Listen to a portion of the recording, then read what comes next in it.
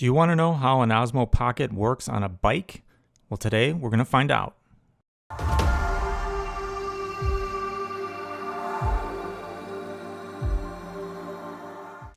Hey everybody, this is Andrew from T is for Tech, and today I'm taking a look at the DJI Osmo Pocket mounted to just a normal bicycle using a newer super clamp. And I went with that because it has just a regular tripod mount on the top, and it's not really specific to just GoPros. As you can see here, I also then have that tripod GoPro adapter and then the 3D printed GoPro adapter for the DJI Osmo that I had made in a previous video. With this video here, I took some video, just about 10 minutes or so, because it was a little cold out. Looks a little bit warm, but it's chilly and windy in the Chicago area.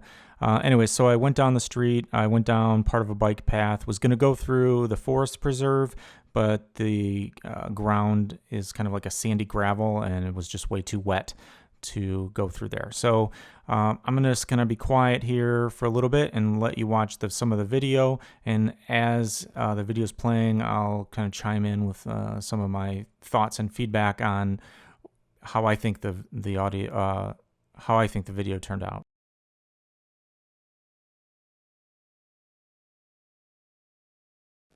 So here I was just kind of driving, and you notice there are a little bit of a couple bumps. That's one thing with this specific mounting setup, where it's really stuck to the handlebar. Anything that jars the handlebar jars the mount and jars the Osmo. Obviously, it's all connected.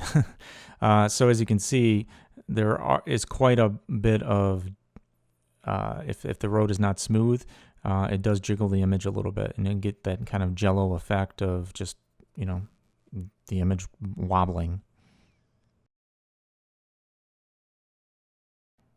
Also, right now, this is in the fast follow mode in the settings on the Osmo.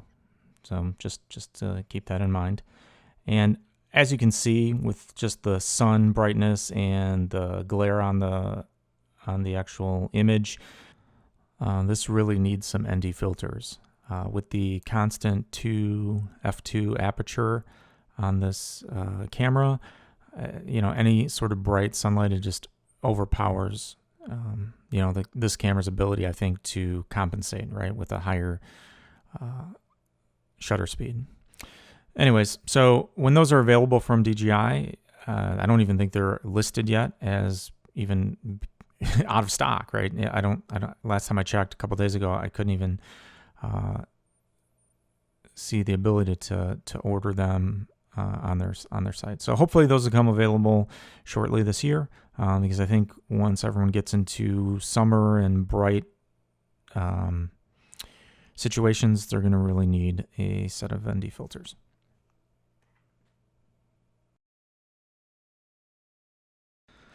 So I skipped ahead a little bit here just to get to the point where I think most people are going to be interested in this video and not drag it out too long. This is a bumpy sidewalk, right? So a sidewalk that has just normal, sidewalk joints, and you'll start to see where every time the front wheel hits one of those joints, the image just starts to go to crap, right? And you can see this. It's wobbling, jello-y effect constantly. So as you keep going down on the sidewalk, it just does not get any better. So that's the flaw. That's the main flaw I see in using this on something like a bike, is the fact that if you attach it to the bike itself, you're going to run into some issues. Now, if you attach it to yourself, say for instance on a GoPro chest strap, or maybe you have a hat mount or a helmet mount, that might be different, right? Because there your body is a little bit isolating, or your body isolates the camera a little bit more from the actual motion of the bike, and will allow you to, maybe will be a little bit better.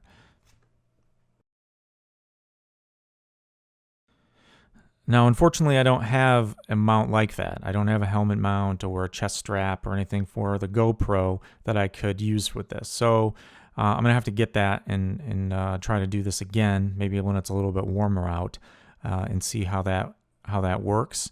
I do apologize, and I figured that this was enough of an interesting video to post, without having the comparison, just to see. So hopefully you agree with that. Now, on this part of the video, as you can see, I'm just really just purposely rocking the handlebars back and forth because I had set the Osmo in the FPV, the first person view mode, just to see what that reacts like on a bike.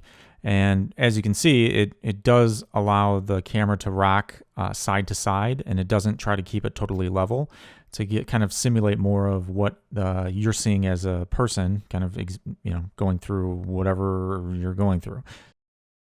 The example that they give on the DJI site is like a roller coaster, right? You want it to kind of follow the way that your body is moving through the coaster. So the rest of this video is in FPV also.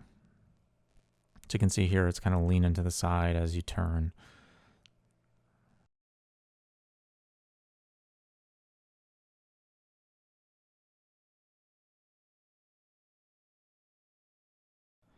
And this part of the road is really not that bumpy in reality. It doesn't seem like it. It's just blacktop with some cracks, as you can see. But it is enough I can see that there's a little bit of jitter, and there you go. There's a bunch of it there.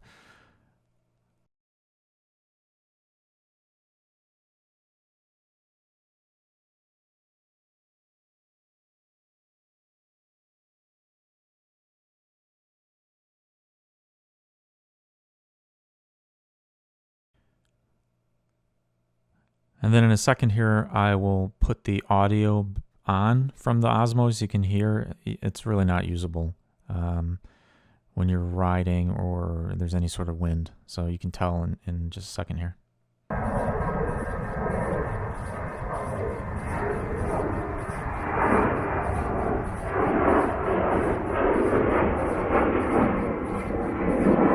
Well, it's also a plane.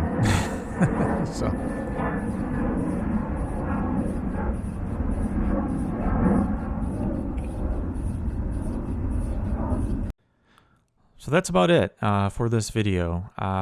Like I said, I just wanted to kind of see what this turned out like. And honestly, as you saw on the sidewalk and some of where the bumps were, it's not the best way to do video kind of on a bike. In a future video, I will try to get a couple different mounts that I can maybe mount to a hat or a helmet. Not that I want to wear a helmet, but you know what I mean, and see if that makes any difference. It may, like I said, because it will kind of further disconnect the actual camera from the bike, which is moving. So that might actually take care of it, and it might smooth things out enough so that it's usable.